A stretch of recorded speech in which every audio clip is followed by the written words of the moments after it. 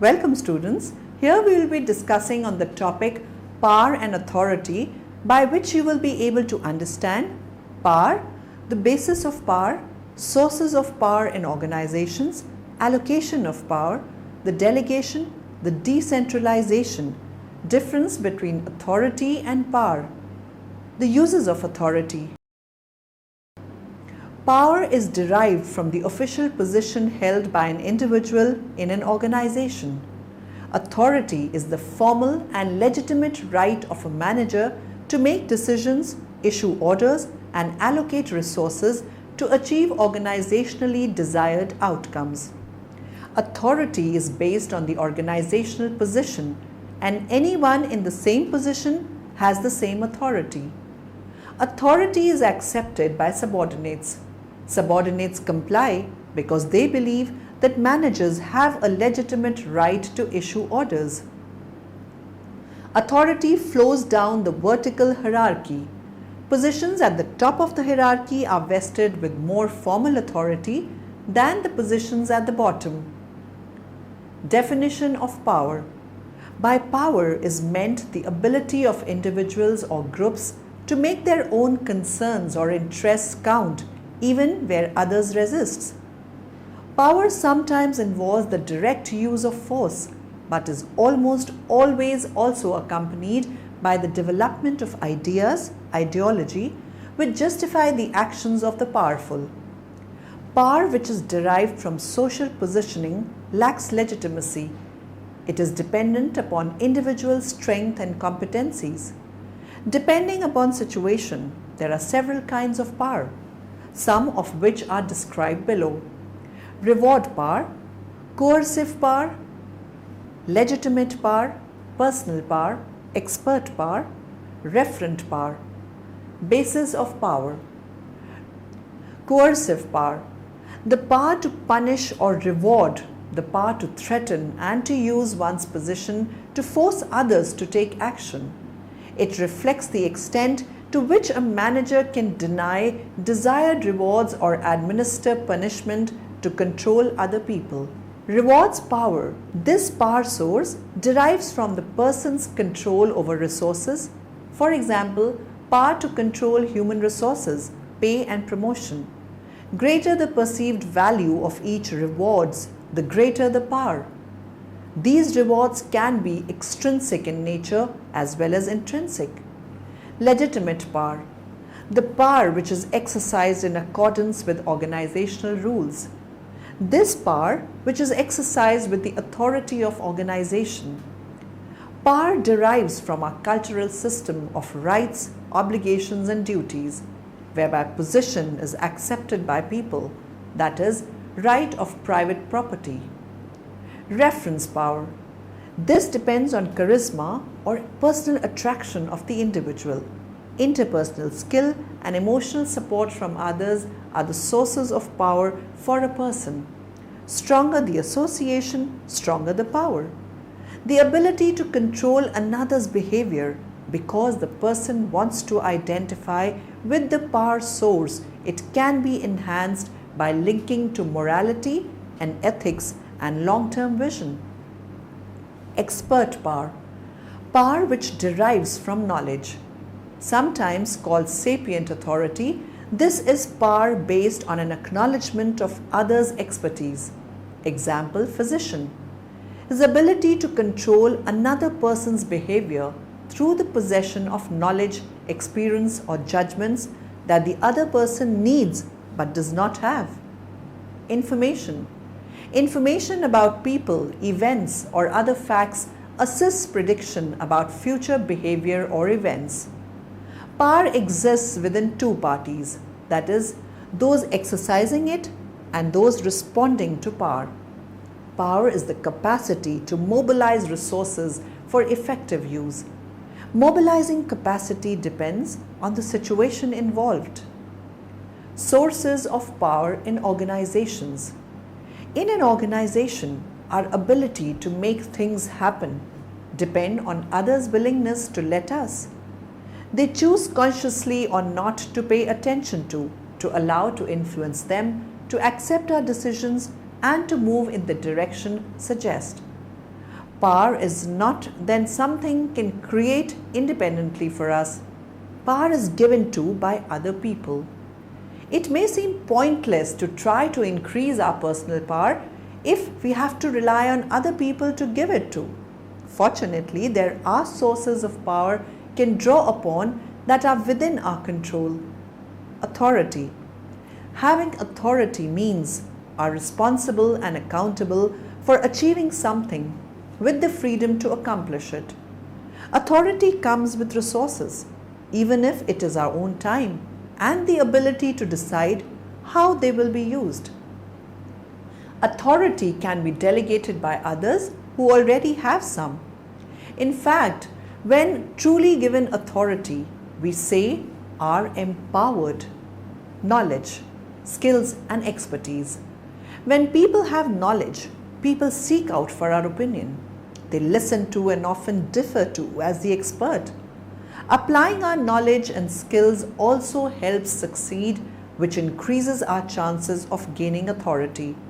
And sharing our expertise elicits feelings of respect and reciprocity in our relationships.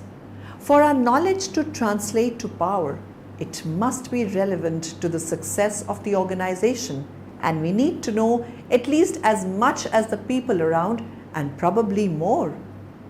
Relationships. Our relationships with those who have authority increase our own power because they cannot use their power on our behalf. Our relationships with the people who are going through the change are important since people are influenced by people they like. As we expand our network of relationships, our power will grow, not just because there are more people to give power, but also because there are more sources of knowledge and authority for us to draw upon when we need them. Confidence and courage.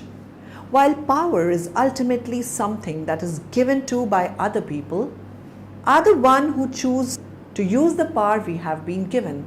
Yes, we already have power in the form of our existing authority, knowledge and relationships, and can earn more by exercising what we have and using it effectively. No one else can use our personal power for us. If we do not use it, it is a wasted resource. Allocation of power. Division of work. Division of work brings dependence, hence power. There is also a smoothing effect phenomenon hidden in division of power because of distribution of power among various appointments, thus leading to minimizing absolute power with a particular authority. Structural power. Organization structure has hierarchy of authority. Repeat. Organization structure has hierarchy of authority. Higher the position, higher the legitimate authority. Functional power. Functional power is related to a job a person does. By virtue of division of labor explained above, people in organization do a very specific element of a job. Interdependence of employees develops rather smoothly, which culminates in completion of job. Delegation. Delegation of authority is one vital organizational process. It is inevitable along with the expansion and growth of a business enterprise. Delegation means assigning of certain responsibilities along with the necessary authority by a superior to his subordinate managers. Delegation does not mean surrender of authority by the higher level manager. Delegation is quite common in all aspects of life, including business. Delegation. An attempt is being made to have meaningful participation and cooperation from the subordinates achieving certain well-defined results. Delegation is a tool which a superior manager uses for sharing his work with the subordinates and thereby raising his efficiency. Characteristics of effective delegation. Develops trusting relationships with employees, is able to let go of detail work, can let others make decisions, focuses on desired results, not methods. It is open to new ideas and approaches, helps people learn from their mistakes, feels rewarded by the success of others. An effective system of delegation is one in which the manager as well as the employees of an organization understand the value and advantages of delegation. The abilities and talents of employees at all levels are used in the right degree. Achievement standards for jobs to be performed for delegated authority are clearly laid down. There is close cooperation between the manager and subordinate. An adequate system of employee education and training exists. The worker is permitted maximum freedom to reach his goals without interference. Steps to effective delegation. Define the task. Confirm in our own mind that the task is suitable to be delegated. Does it meet the criteria for delegating? Select the individual or team. What are our reasons for delegating to this person or team? What are they going to get out of it? Assess ability and training needs. Is the other person or team of people capable of doing the task? Do they understand what needs to be done? If not, we cannot delegate. Explain the reasons. We must explain why the job or responsibility is being delegated and why to that person or people. What is its importance and relevance? Where does it fit in the overall scheme of things? State required results. What must be achieved? Clarify understanding by getting feedback from the other person. How will the task be measured? Consider resources required. Discuss and agree what is required to get the job done. Agree deadlines. At this point, we may need to confirm understanding with the other person, getting ideas and interpretation. Support and communicate. Think about whom else needs to know what is going on and inform them. Involve the other person in considering this so they can see beyond the issue at hand.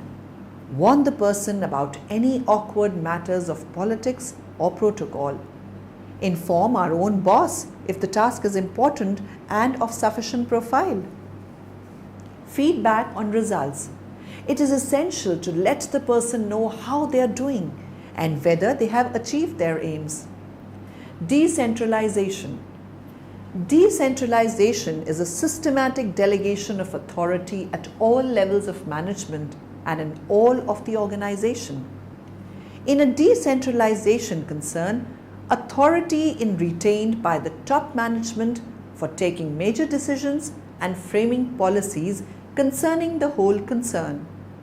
Rest of the authority may be delegated to the middle level and lower level of management. The degree of centralization and decentralization will depend upon the amount of authority delegated to the lowest level. Decentralization pattern is wider in scope and the authorities are diffused to the lowest most level of management. Delegation of authority is a complete process and takes place from one person to another. Features of decentralization of authority. Decentralization is concerned with the attitude and philosophy of organization and management.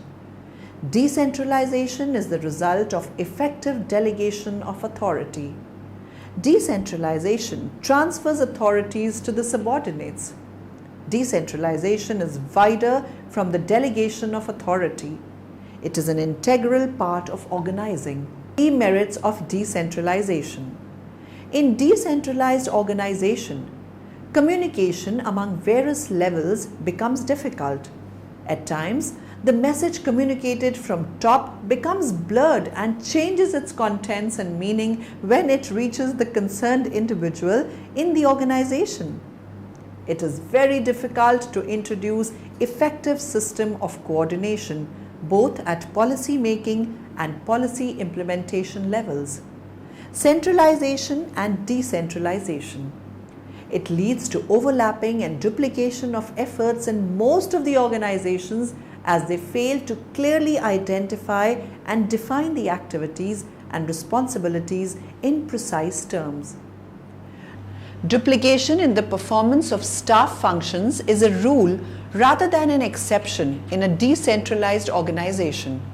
It may become difficult to maintain desired uniformity in the standards in decision making due to comparatively less control of the higher levels of the organization. The decentralized system necessarily results in higher costs of its operational activities. For such a situation, there can be many factors, but one easily identifiable factor is the underutilization of the available talent in the organization. Centralization versus decentralization. The general pattern of authority throughout an organization determines the extent to which that organization is centralized or decentralized. A centralized organization systematically works to concentrate authority at the upper levels. In a decentralized organization, management consciously attempts to spread authority to the lower organization levels. The external environment in which the firm operates. The more complex and unpredictable this environment, the more likely it is that top management will let low-level managers make important decisions. The nature of the decision itself. The riskier or the more important the decision, the greater the tendency to centralize decision making. The abilities of low-level managers. If these managers do not have strong decision making skills, top managers will be reluctant to decentralize. Strong low-level decision-making skills encourage decentralization. The organization's tradition of management. An organization that has traditionally practiced centralization or decentralization is likely to maintain that posture in the future. Difference between authority and power.